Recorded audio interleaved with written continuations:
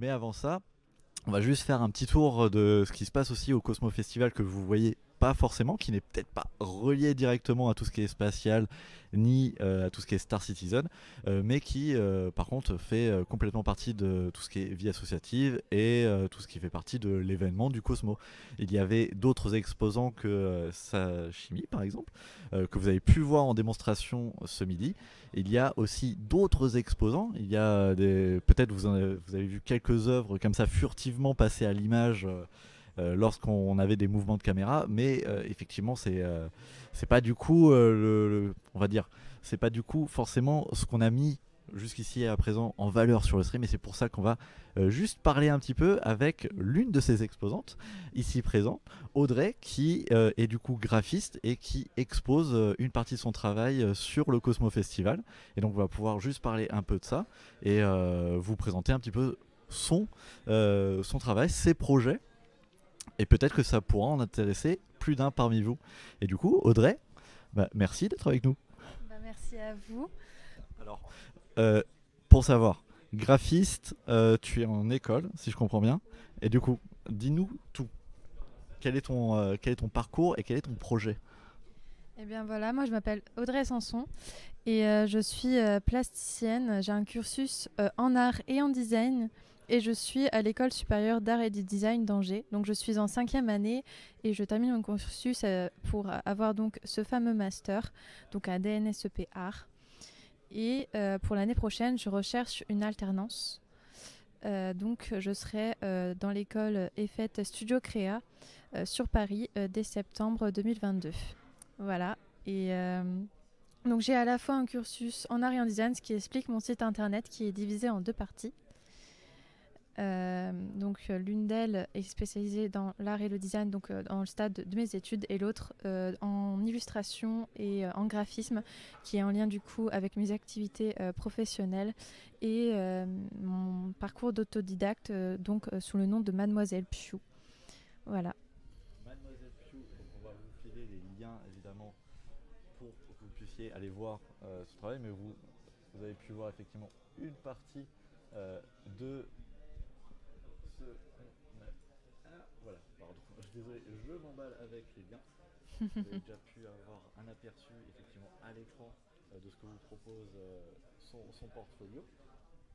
Et du coup, on va peut-être juste faire un petit tour rapide de ce que tu nous proposes. Tu as parlé effectivement de la partie illustration. Exact. Donc dans la partie illustration, il y a plusieurs sous-parties. Donc on a la réalisation dans laquelle, par exemple, il y a mon affiche Le Dragon que j'ai réalisé pour Le Quai, qui est l'espace culturel d'Angers. En étant ambassadrice, on a le droit à regarder plusieurs créations et moi j'ai choisi donc en échange de créer des fabrications d'affiches et de visuels. Donc au-dessus, vous pouvez voir des visuels de packaging que j'ai réalisés durant mes vacances d'été. Sur le thème du coup de la calamancie et du chocolat noir. Enfin, en soi, je touche à peu près à tout et surtout ce que j'aime, c'est pouvoir innover et répondre aux demandes de mon client. J'ai travaillé aussi avec ANR Ngombi, qui est en lien avec le Musée de l'Homme, où j'ai créé des interviews ainsi que d'autres réalisations comme une carte interactive et leur site internet.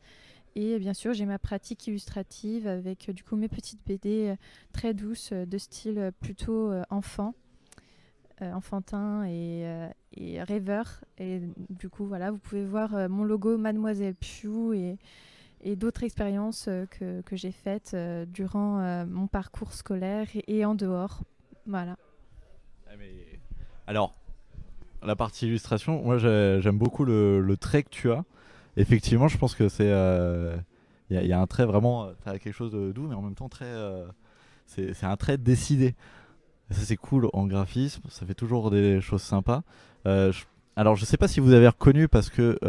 Alors, pour certains de ceux qui me connaissent, j'avais déjà mis en avant une autre artiste qui aujourd'hui a la chance de vivre de sa passion, qui n'est autre que Yatou, que je vous avais déjà présenté, et elle fait du stream. Et effectivement, elle aussi, aujourd'hui, elle est lancée sur sa chaîne Twitch, mais il y a son second volume qui est tombé il y a quelques mois, et maintenant, bah, voilà, voilà, Yatou, elle a tout un parcours professionnel en bande dessinée. Maintenant, elle est autoproduite complètement. justement, pour la réalisation du second tome, elle avait lancé un concours pour, pour permettre à des personnes d'être inclus dans sa BD où on devait réaliser des fanarts de ces personnages. Et donc j'ai été sélectionnée parmi la quarantaine de participants pour faire partie. Donc dans le tome 2, à la toute fin, vous pouvez voir mon illustration. Et où je me suis éclatée et j'ai adoré lire du coup son histoire et je vous encourage à la lire vous aussi. Voilà.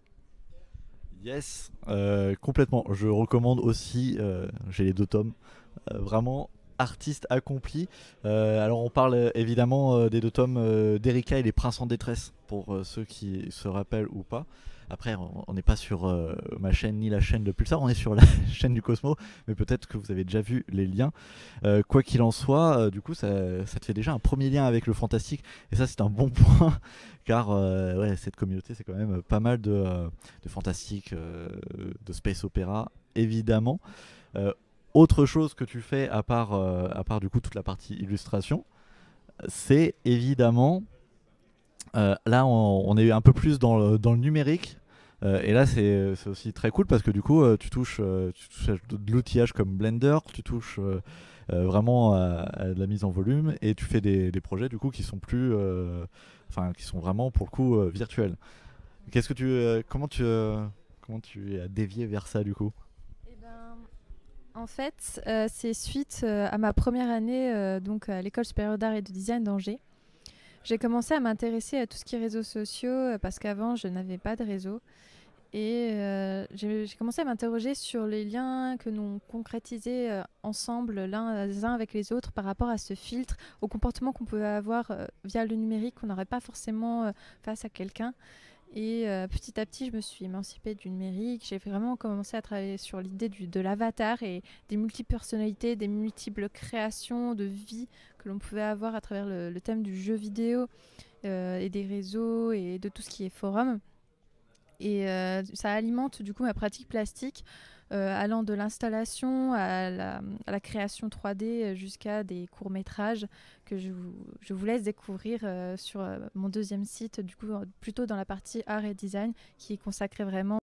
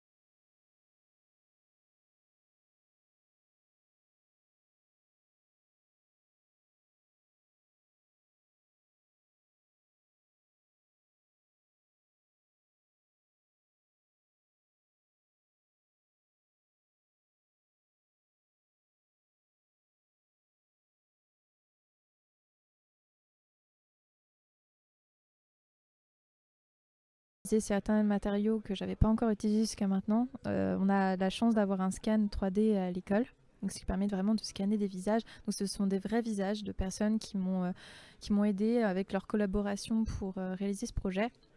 Et j'avais envie du coup de travailler sur l'idée que durant notre vie aujourd'hui, grâce aux réseaux sociaux, on peut rencontrer des tonnes de personnes, des personnes qui physiquement on n'a jamais vues, que l'on voit juste à travers une photo, un masque. Et ils gravitent pour autant autour de nous, autour de notre vie. Et c'est pour ça que j'ai donné cette forme un peu de planète. Et du coup, c'était en lien avec le Cosmo Festival parce qu'il y a cette idée de planète énorme, de Mont Rushmore qui aurait pris forme à travers un énorme satellite. Et je me suis dit, en voyant l'affiche, pourquoi pas, j'ai envie de le montrer en avant-première ici. Et me voilà. Donc voilà. Ok. Du coup, une planète communautaire. C'est complètement associatif et c'est complètement Star Citizen. Donc, très bien, je pense qu'on a fait le lien pour ça. Du coup, je rappelle juste qu'effectivement, pour l'instant, effectivement, tu es en école, tu recherches une alternance sur la région parisienne. C'est ce qui t'intéresserait en ce moment, sachant qu'il y a quelques mois jusqu'au moment où tu devras tu devras venir sur la région. Est-ce que tu as. Moi, je sais que tu m'as dit qu'effectivement, ce que tu préférais quelque chose en lien avec la jeunesse plutôt que d'autres projets, mais en même temps, tu avais l'air aussi tout à fait ouverte. Et puis, on le voit avec tes différentes créations, tu touches quand même à pas mal de diverses choses. Donc, en fait, tu es suffisamment polyvalente pour juste que vous ayez chez vous, parmi votre entourage, effectivement, quelqu'un qui aurait besoin d'une graphiste en alternance, ce serait très sympa. N'hésitez pas à tout à fait passer le mot, c'est ça, dans cette planète communautaire qui est la nôtre. Collaboration. Et c'est vraiment l'idée de pouvoir travailler, de réaliser mon rêve de devenir graphiste illustratrice. Et c'est pour ça que là, maintenant, j'ai besoin de votre aide. Et donc, n'hésitez pas à partager ce lien. J'ai aussi, via ce lien, des réseaux sociaux comme Instagram, Facebook et LinkedIn, donc, où j'ai partagé ma petite BD explicative sur mon Instagram de Mademoiselle Piou particulièrement, où j'ai partagé une petite BD parlant de moi sur l'idée que je recherche telle chose à tel moment. Donc, en l'occurrence, une alternance plutôt vers début août 2022. Dans le secteur de Paris et ses environs, et pour 1 an en tant que 3e année design graphique et numérique. Voilà, donc force à vous. Et force à toi. Je mets le dernier lien, hop. Voilà, si vous êtes intéressé, n'hésitez pas à donner de la force à Audrey. Et puis, du coup, bon courage pour la suite de tes études et pour tes projets futurs, en espérant qu'ils soient une réussite comme on peut voir avec Yatou et puis le graphiste, parce que de toute façon, que ce soit en association ou dans ce type de projet événementiel, ou même au-delà, dans l'univers du jeu vidéo, dans un studio peut-être, sait-on jamais. Peut-être que tu feras des illustrations pour de la bande dessinée. Alors, j'ai commencé déjà un petit peu à réaliser du design de caractère, de la création de personnages dans les jeux vidéo, parce que je suis sur un groupe Discord qui s'appelle Aspect. Et là-bas, en fait, c'est ouvert à toute personne qui a envie de s'initier dans des game jams, même en tant que juste dans le dessin ou autre, ou dans la programmation. Chacun a ses compétences et on alimente, on fait des petites game jams et c'est super parce que ça nous permet de créer tous ensemble sur des petits jeux flash.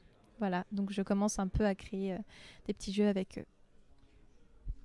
Peut-être une future graphiste dans le jeu vidéo, peut-être que tu viendras travailler sur Star Citizen. Allez savoir. La vie est ainsi faite qu'on ne sait jamais où on va.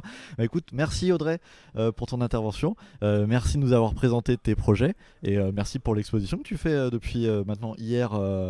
Donc sur ces 2 jours, je pense que toutes les personnes qui sont venues au Cosmo Festival ont pu observer ton travail. Et puis j'espère du coup que ça vous rendra aussi curieux. Merci encore. Et du coup, bah voilà, c'est bon. Merci le chat. Et on va reprendre de notre côté. Plus tard, on va juste laisser le temps des speed meetings se terminer. Et puis il y aura les annonces, notamment les résultats du jeu de piste de Crimson Freak. J'ai du mal à parler aujourd'hui, mais c'est normal. C'est la fin du festival, c'est le 2e jour, c'est compliqué. Ah non, là on est à la fin, là. Je n'en peux plus. il faut que j'aille dormir. Mais on va pas encore dormir, on a encore du contenu pour vous. On se retrouve très vite. À tout de suite. Je vous remets la petite musique et ne quittez pas du coup. Merci tout le monde. Tchuss.